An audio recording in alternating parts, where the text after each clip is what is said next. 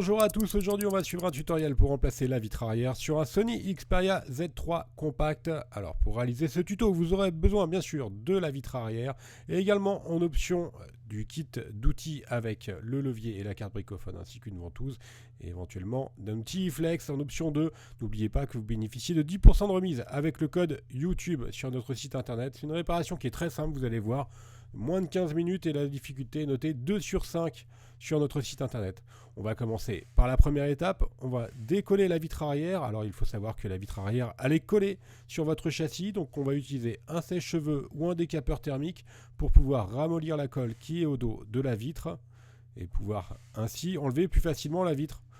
Donc un décapeur thermique ou un sèche-cheveux, n'utilisez pas le décapeur thermique au-delà de 90 degrés, pour le sèche-cheveux il n'y a pas de problème.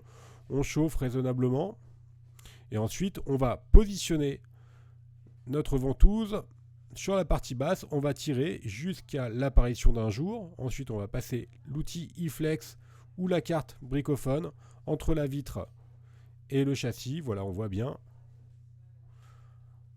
pour pouvoir décoller la vitre du châssis. Là, nous on utilise l'outil iFlex qui est en option 2, mais vous pouvez également utiliser n'importe quel outil qui est assez fin pour pouvoir créer le jour et plus facilement décoller la vitre. Alors en fait, la vitre elle est collée juste sur le contour, d'accord? Elle n'est pas collée au milieu, c'est juste sur les contours. Une fois qu'on a créé un point d'insertion, et si vous avez des difficultés ensuite pour enlever la colle, il suffit juste de rechauffer, parce que là votre téléphone il a eu le temps de refroidir un petit peu, et donc la colle de réadhérer. Donc on va rechauffer légèrement la vitre pour recommencer l'opération. Alors c'est vraiment collé à quelques millimètres du bord, donc c'est pas la peine de trop insérer l'outil. Maintenant on va passer la carte bricophone entre la vitre et le châssis et on n'a plus qu'à appliquer la carte de bas en haut. Donc voilà, évidemment, si la vitre était légèrement fêlée, comme c'était le cas pour nous, elle va se casser. Le but de l'opération, c'est de la remplacer, donc c'est pas très grave. On va jusqu'en haut. Maintenant, on n'a plus qu'à retirer la vitre.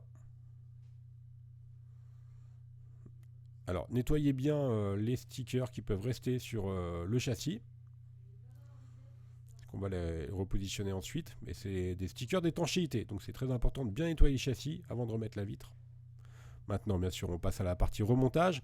Alors, nos vitres sont vendues avec les stickers d'étanchéité qui sont déjà prémontés sur la vitre, donc il suffit juste d'enlever la protection. Au préalable, on aura bien nettoyé le châssis, enlever tous les morceaux de stickers qui sont restés sur le châssis, et on n'a plus qu'à repositionner la vitre tout simplement sur le châssis. On appuie fortement. Après vous pouvez laisser sous presse sous un livre pendant quelques temps afin que ça colle bien. Voilà, c'est tout simple. La réparation est maintenant terminée. Vous avez vu, c'est vraiment très très simple. N'oubliez pas que vous bénéficiez de 10% de remise avec le code YouTube sur notre site internet. N'hésitez pas à nous contacter par mail, par chat ou encore par téléphone pour plus d'informations. Merci à tous de nous avoir suivis et à bientôt pour de nouveaux tutoriels.